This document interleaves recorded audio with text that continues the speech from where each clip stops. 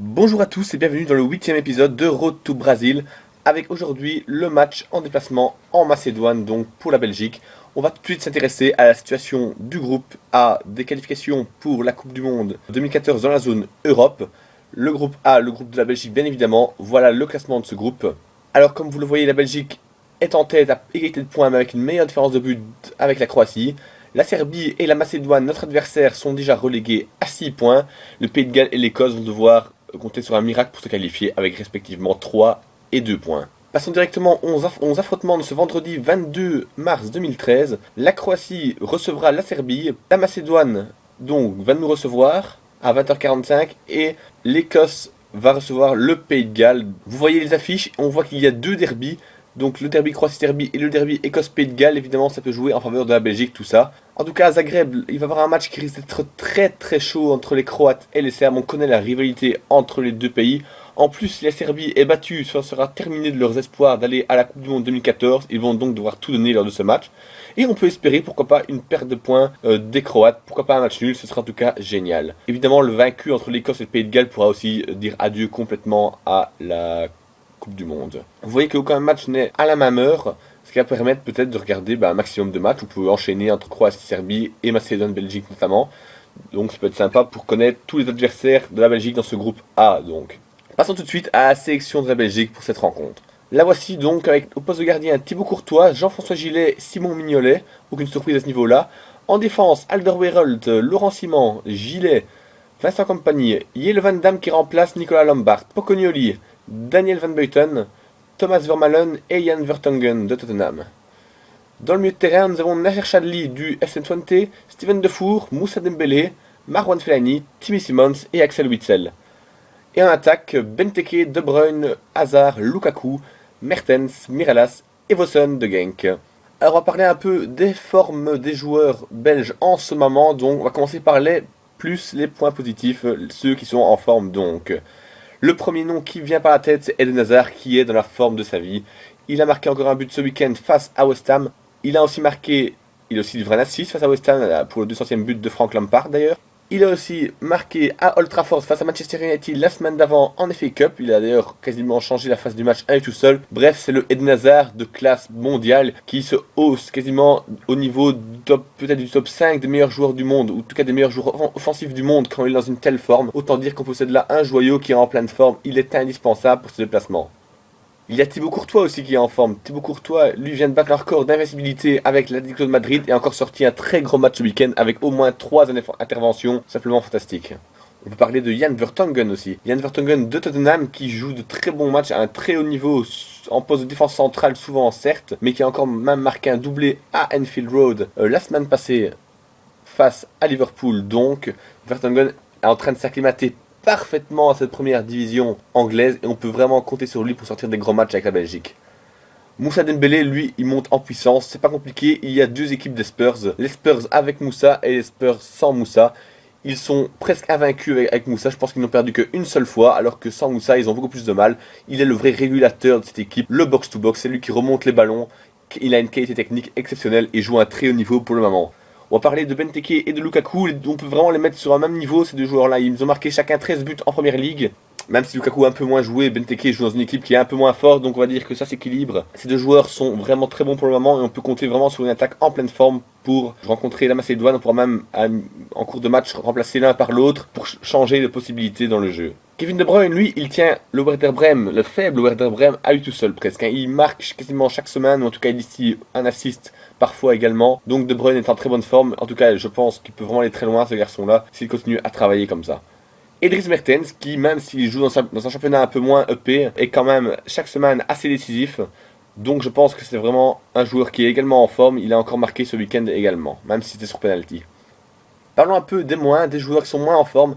Le nom qui vient en numéro 1 à l'esprit, c'est Thomas Vermaelen, qui est snobé par Wenger. Il va perdre son brassard de capitaine. Il n'est pas en forme, il faut l'avouer. Il ne joue pas très bien. Coupable lors de la défaite, notamment face au Bayern de Munich en Ligue des Champions 1-3 et également la défaite 2-1 à White Hart Lane face à Tottenham. Vermaelen n'est pas en forme, il est maintenant mis sur le banc par Arsène lors des deux derniers matchs. Mais c'est peut-être justement l'occasion de lui montrer toute la confiance qu'on a en lui en équipe nationale, parce que je sais que nous avons tous confiance en Thomas Vermaelen, et il va être titulaire, c'est quasiment une certitude, on ne peut pas se passer de lui, malgré tout ça reste un des top défenseurs au niveau mondial, j'en reste persuadé personnellement, mais il faut qu'il se reprenne un peu en club, ou alors partir d'Arsenal, ce qui peut-être sera la solution en fin de saison.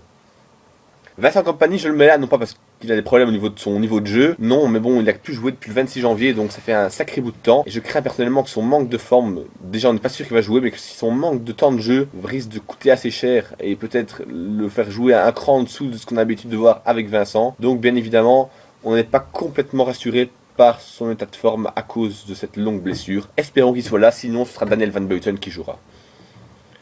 Nasser Chadli, lui aussi, n'a plus joué depuis très longtemps. Il n'est pas en forme pour la même raison que Vincent, tout simplement parce qu'il n'a pas joué depuis un petit bout de temps au FC Twente. Le FC Twente qui est en plus en très mauvaise forme, qui a enchaîné une seule victoire sur ses 10 ou 12 derniers matchs, je pense. Donc autant dire que c'est catastrophique. Peut-être était-ce dû justement à cette blessure de Chadli.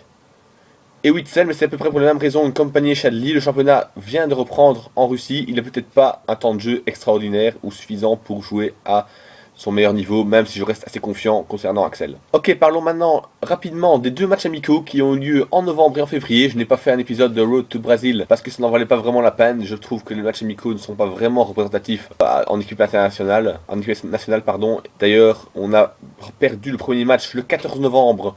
Vous le voyez à l'écran, 2-1 en Roumanie. Benteke avait ouvert le score en première mi-temps, mais puis le match a été complètement faussé par 6 changements à la mi-temps roumain et on a perdu, notamment avec un penalty cadeau offert à la Roumanie. Bref, c'est complètement oublié, je pense qu'on s'en fiche complètement de cette défaite. Et il y a un bon mois, la victoire 2-1 face à la Slovaquie avec Eden Hazard qui a ouvert le score sous penalty.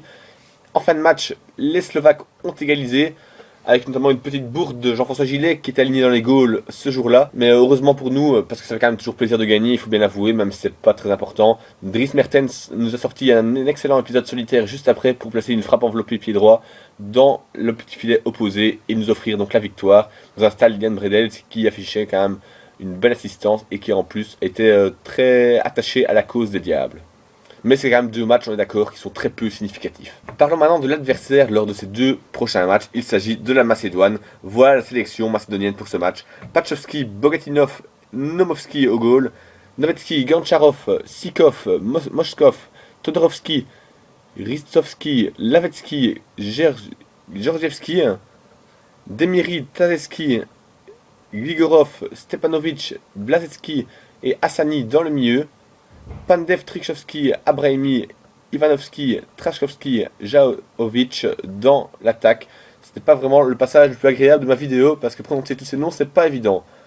C'est une équipe au grand complet qu'il y a pour la Macédoine cette fois-ci. Aucun blessé à déplorer. Bon, c'est pas, nous on n'en a pas trop, on a juste Lombard qui est Gilet et Guillaume Gilet qui sont blessés donc c'est pas trop grave. Pour le reste, on connaît que Goran Pandev dans cette équipe. C'est vrai que les autres joueurs sont pas vraiment connus. Mais je vais essayer de vous parler quand même un peu de ces joueurs parce que je me suis renseigné à leur sujet et je connais maintenant un peu mieux. J'espère que je vais pouvoir vous aider à mieux cerner cette équipe macédonienne qui risque de commencer. En tout cas, je vais tabler sur un 11 que je pense que l'entraîneur va aligner. Mais évidemment, je vais sans doute me tromper sur un ou deux noms. Mais néanmoins, je pense que dans la globalité, ce sera plus ou moins bon. Le gardien, ça risque d'être Pachovski. On le connaît bien, nous, en Belgique, puisqu'il joue à Malines. Il n'est pas extraordinaire, hein, c'est sûr, mais bon, on va dire qu'il fait le boulot, il fait le job, il est capable de sortir quand même des bonnes interventions. C'est pas un mauvais gardien en tout cas, bon, c'est pas un gardien de classe mondiale, c'est sûr aussi d'ailleurs, si c'était le cas, il jouerait pas en Jupiler League. En défense centrale, je m'attends au duo Novetski-Gancharov, sans trop de surprise. Novetski joue à Mayence et a 33 ans, c'est un très bon défenseur sur l'homme, mais qui, de la faute de son âge, est assez lent. Il y a vraiment moyen de jouer et de passer dans son dos. Goncharov joue lui à Plovdiv en Bulgarie, et joué au Lierse en Belgique l'année d'avant. Il a un très bon jeu aérien, mais lui aussi il est assez lent. Et cette défense centrale macédonienne est vraiment à prendre de vitesse à mon avis. Au bac droit, il y a un des tout bons joueurs de leur équipe. C'est Lazevski qui joue aux Partisans de Belgrade et qui a la réputation d'être assez offensif et surtout très rapide.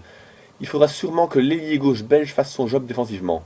À droite, il y a Ritovski, c'est un jeune joueur de 21 ans qui est prêté par Parme en série B à Bari. Un profil plus ou moins similaire à Laveski en fait, mais en moins rapide. C'est peut-être un des gros points faibles de cette équipe. Il manque d'expérience et franchement, je pense qu'il y a moyen que l'ailier droit belge le rende complètement fou. Qui que ce soit d'ailleurs, parce qu'on a quand même assez de qualité pour que n'importe quel de nos joueurs pose des problèmes à ce Latevski. Retenez-le, ce côté gauche macédonien est pour moi le point faible, le gros point faible de leur équipe. Alors dans le milieu, maintenant la Macédoine aligne souvent 3 joueurs avec Demiri en milieu défensif. Il joue au FC Thun en Suisse, il possède paraît-il 3 poumons, donc c'est un joueur qui va beaucoup courir dans ce match. Il risque de ratisser un maximum. À ses côtés, il y a Gligorov qui lui joue à Chypre, bon, dans un club pas très connu, et qui possède aussi de grosses qualités de récupération. Il est très dur sur l'homme, paraît-il, en tout cas. Il va falloir se méfier, il risque de rentrer vraiment de rentrer dedans. Devant ces deux-là, c'est souvent Darko Tazevski qui joue. C'est le joueur le plus dangereux dans le milieu et peut-être un des plus dangereux de l'équipe également. C'est à mon avis vraiment un des meilleurs joueurs de cette sélection. Il joue au Kiryat Shmona en Israël. Il possède une qualité technique au-dessus de la moyenne. Hein. Attention, son gros point de force, c'est certainement sa qualité de passe. Il trouve très facilement les trois avants de ses équipes. Donc, la Macédoine joue avec deux ailiers et un avant-centre. Alors, pas la peine de présenter Goran Pandev. On sait presque tout de lui. Ce qui est intéressant de noter, c'est que le meilleur buteur de la sélection joue souvent un peu excentré sur le côté droit avec son pays. Ce qui lui permet, en tant que gaucher, de rentrer dans le jeu et de distiller de très bons ballons, ou d'être là lui-même pour pousser le ballon au fond justement. C'est le danger numéro 1, ça on le sait, Jan Vertonghen va devoir sortir un très gros match. En ailier gauche, c'est sans doute là où j'ai le plus de mal à mettre un joueur, parce qu'ils sont plusieurs à se disputer la position et la place de titulaire, mais je parie néanmoins sur Mirko Ivanovski, c'est un joueur de Ploiești en Roumanie. Attention, on m'a dit qu'il allait très très vite, donc il va falloir se méfier de sa vitesse.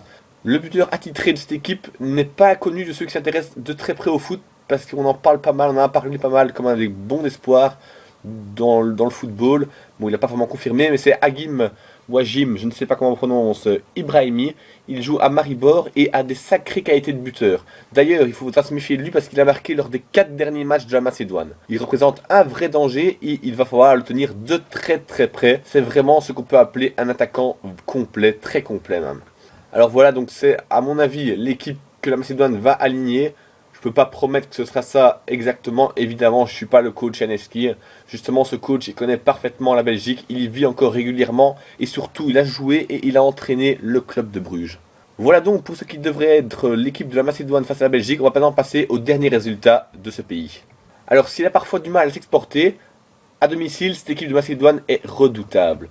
Ils sont souvent poussés par un public très patriotique. Et la mauvaise qualité de la pelouse joue en leur faveur. Mais attention, il paraîtrait qu'elle vient juste d'être remplacée, cette pelouse. Ça, ce serait un vrai atout pour la Belgique. Sur les 8 derniers matchs à domicile, cette équipe n'a perdu qu'une seule fois. 1-2 face à la Croatie, et sur une terrible erreur de leur gardien, encore bien. Ils n'ont également fait qu'un seul match sans marquer, donc ils marquent souvent à domicile, ça on peut le dire. Le pire, c'est qu'ils restent sur un 9 sur 9 chez eux, en ayant battu la Serbie 1-0, la Slovénie 3-0, et très récemment, et c'est le résultat le plus marquant, c'est ce 3-0 face au Danemark, il y a un peu moins d'un mois. On sait que c'est quand même représentatif cette victoire. Même si c'était un match amical, je suis d'accord avec vous. Néanmoins, le Danemark avait mis son équipe type, hein, ou presque. Donc cette victoire s'est déroulée le 6 février dernier, sur des buts de Pandev, Ibrahimi et Novetsky, qui, comme je vous l'ai annoncé un peu avant, devraient être titulaires face à la Belgique. Attention donc, cette équipe est vraiment en forme et il ne faudra pas les prendre de haut, parce que si la Belgique semble largement supérieure sur papier, on n'est vraiment pas à l'abri d'une surprise, mais alors là, d'une très mauvaise surprise, parce que le 6 sur 6 est presque obligatoire. On peut aussi parler de quelque chose qui risque d'être important dans ce match, ce sont les suspendus.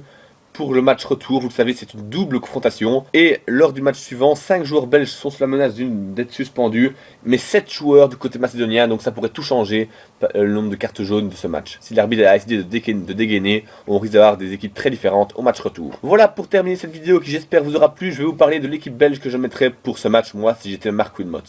Évidemment, je ne suis pas Mark Wilmot et je m'attends à une équipe un peu différente, quoique. Au goal, c'est même pas la peine d'en parler, Thibaut Courtois bien évidemment. La défense, je pense à 95% qu'elle sera la même pour Marc. Alderweireld à droite, Company et Vermaelen dans l'axe et Vertonghen à gauche. Les 5% restants, c'est en fait par rapport à l'absence ou non de Company, même si les dernières nouvelles sont assez rassurantes concernant Vincent, c'est pas encore certain qu'il jouera, donc s'il ne joue pas, on mettra bien évidemment Daniel Van Buiten qui fait une plutôt bonne saison au Bayern de Munich, mais on sait qu'il est toujours capable d'une petite boulette qui nous fera peur pendant tout le match.